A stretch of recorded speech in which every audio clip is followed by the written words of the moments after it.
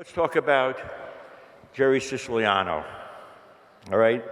And the award that we've been presenting for 20 years now, because Jerry's been gone for 20 years. There's so many good stories. You know, Mark in America was so very fortunate to have Jerry, for what I feel, and I know Loren feels and the corporate team feels, were the best years of his life. All that he acquired over his lifetime, he just seemed to pour right into Mark in America, knowing that this was going to be his legacy and his greatest contribution to his friends and family. Those of you who had the pleasure and the privilege, really, of meeting Jerry will find the video that we're about to play very memorable. And for those of you who haven't met Jerry, who didn't have that privilege, well, I think this video will kind of tell you, get a feeling of what an extraordinary individual Jerry was. So guys, you want to roll that video? Years ago, I told you we didn't have any instructors. We used to prospect really unorthodox. I was in New York once prospecting, and I had a cane, white cane and sunglasses on, and I had four people in a row help me cross the street. And in the middle of the street, I tell them I'm not really blind, but I'm looking for someone that would help a blind man. And because you did, I've got an opportunity for you.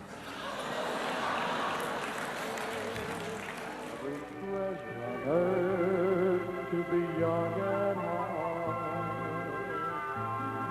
for as rich as you are, it's much better by far to be young at heart. And if you should survive to 105, look at all you'll derive out of being alive. Here is the best part, you have a head start if you are among the very young at heart. To work with fellas like Dennis and Marty and JR and Loren, who I love like a sister, it's just an amazing thing, the honors that they have bestowed on me. 3 years ago when I joined JR, he says, "What do you really want, Jerry?" As JR, I'm getting of age, and I want to leave this industry a hero. I want to leave with a winning company. And he gave me what I wanted. You have a head start if you are amongst the very young at heart.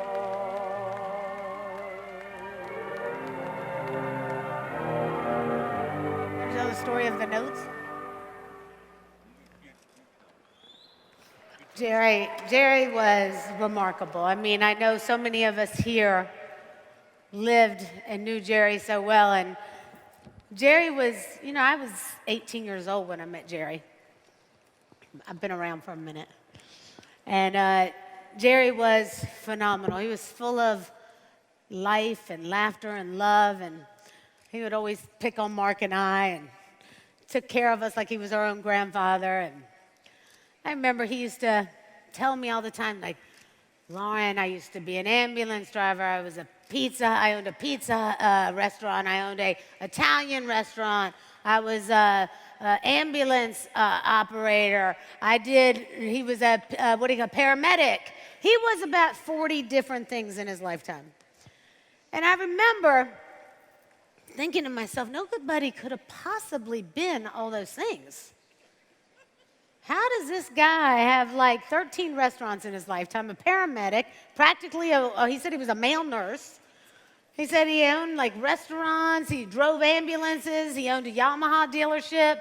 He had about everything you could possibly think of. I said, "JR, I mean, you got to admit, it's a little much, right?" And he's like, "I don't know, Loren. I mean, I think he did it." I was like, I don't know how somebody does all that stuff. I mean, maybe he's just throwing in a couple extra things. You know what I mean? And we would laugh and giggle, Mark and I. And I remember one time we were at the Sally Jesse Raphael Studios. Remember Sally Jesse Raphael? Remember that? They were sitting there up on the platform being interviewed. And I remember sitting there, Jerry was there, Mark and myself and J.R. Dennis. Remember that? That was something else, wasn't it? And as we were sitting there being asked questions by Sally, we heard an audience member scream out to Jerry and said, "Jerry Siciliano, I haven't seen you since I went to your pizzeria. And I haven't seen you since I saw you 5 years later when you saved my life in the ambulance." And I thought to myself, damn, I'll never question him again.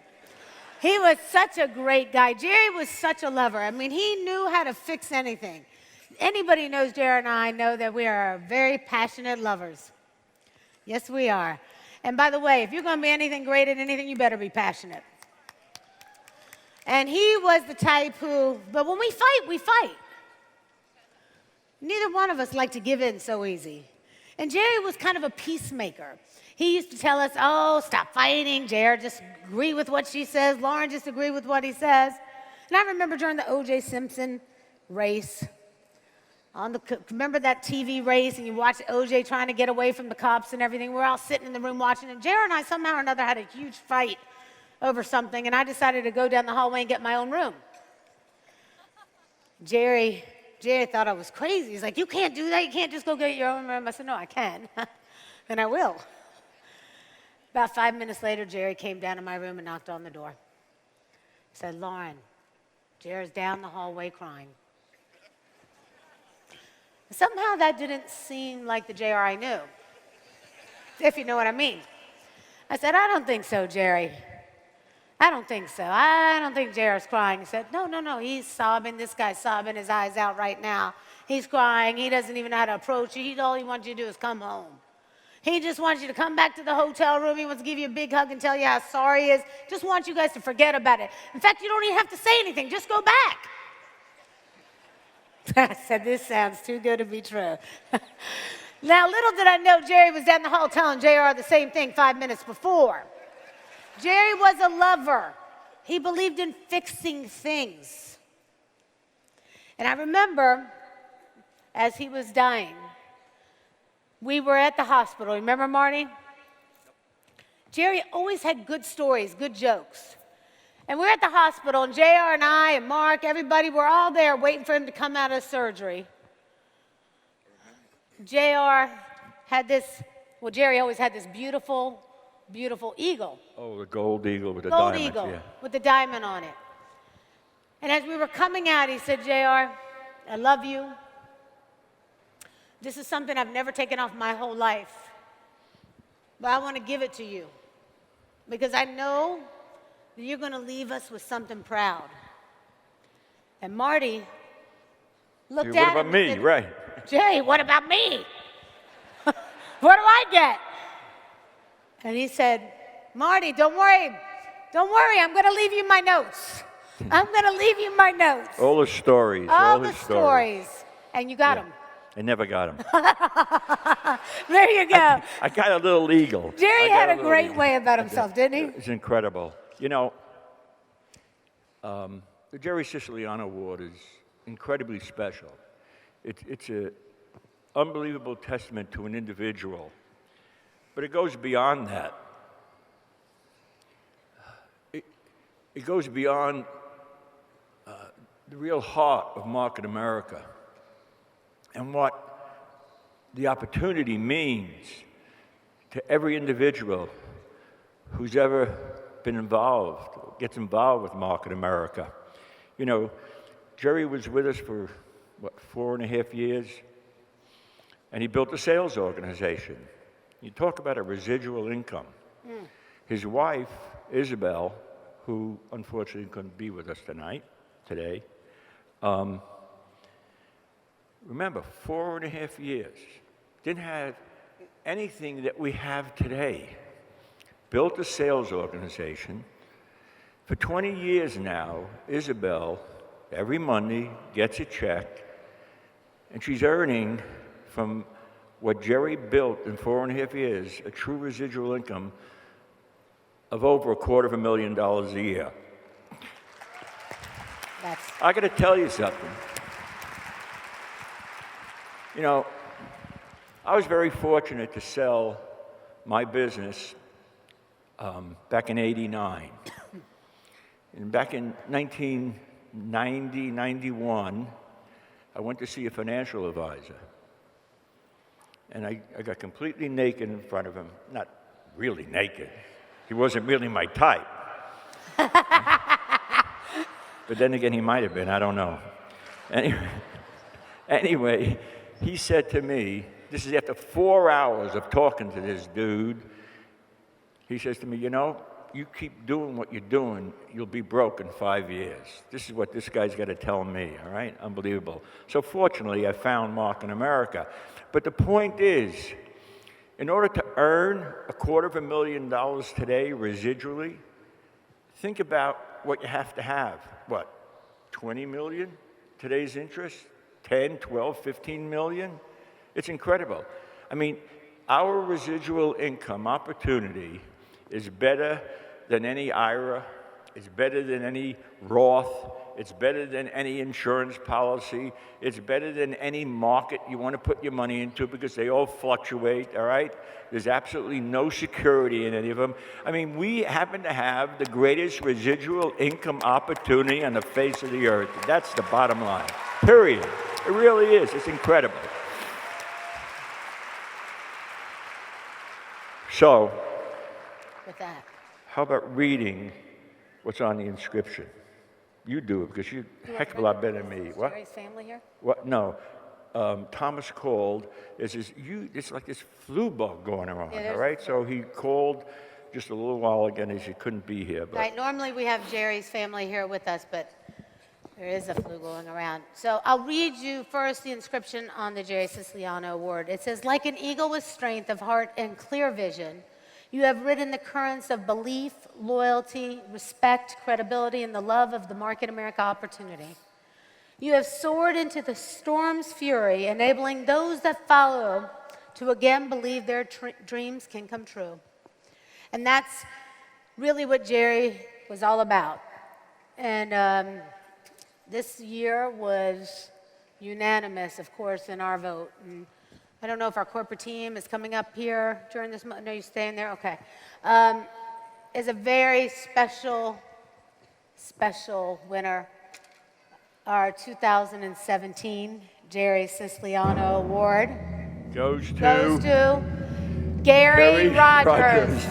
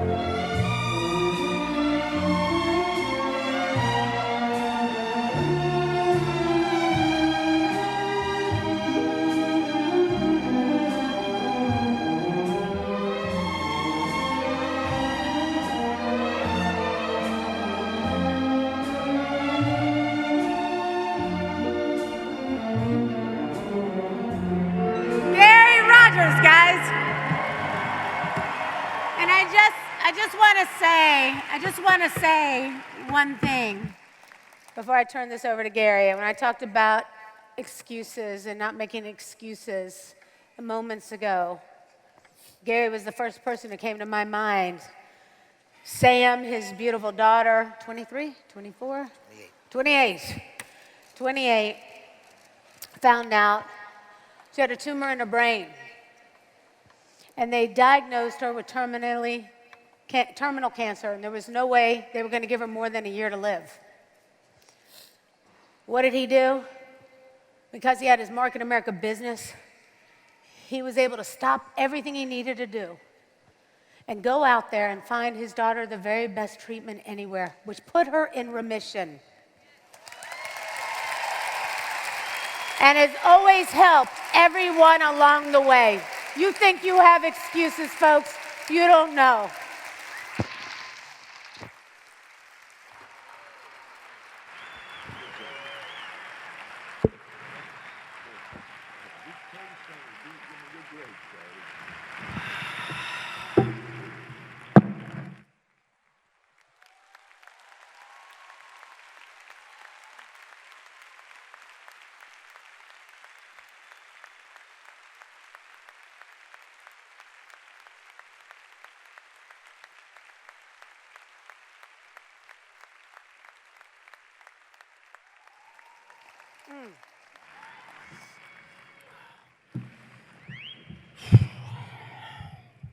Did not see that coming. It doesn't make any sense to me that I'm receiving yet again. It seems like all I've ever done is receive. I don't recall doing anything spectacular, anything that difficult, anything that remarkable, and I just always felt like I was a lucky one. And this doesn't make any sense to me, this award, especially after I've seen so many people who've received it, who were my heroes, and I always placed bets on who this was going to be. And I figured, maybe another 10 years, maybe I'll do something that's worth it. But this is just me receiving again, receiving. And every part of this journey has been receiving, and it doesn't feel right to me. So I want to maybe why it feels so so amazing, and is because I've just been helped. I've just been helped so often. Every time I turned around, there was someone there to help me. If I've helped anybody, great, but I don't remember helping many people. I just remember great people falling into my path. From April Rashat, who I met her, I knew she was right. And Ryan and Sarah Stack came along. I met them, I knew they were right. I can go on, but when this all happened for me, I found my way down to the airport in New York City, and I went alone, knowing everybody thought that was crazy to go down there, and I saw JR. First time I ever saw him, and I met him, and he was sneaking a smoke behind a phone booth.